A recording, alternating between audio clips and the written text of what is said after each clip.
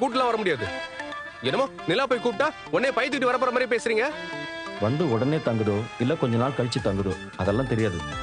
ஆனா நிலா அந்த பொண்ணை கண்டிப்பா கூட்டிட்டு வந்துரும். அது மட்டும் எனக்கு சரிடி வேணாண்டா.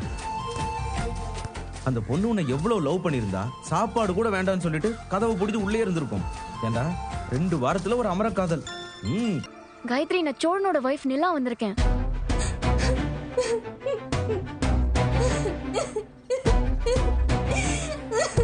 ஆக வேண்டாம், நான் சொல்றேன்ல, கதவை தர. காயத்ரி ப்ளீஸ், காயத்ரி கதவை தர. பாண்டி என்னடா நிலா நிஜமாவே காயத்ரியை கூட்டு வந்துருவாங்கடா? அப்படிதான்டா சொல்லிட்டு போனாங்க. எங்கடா இருக்க? எங்க போறோம்னு சொல்லிட்டு கிளம்பணும். அங்கதான் இருக்கும்.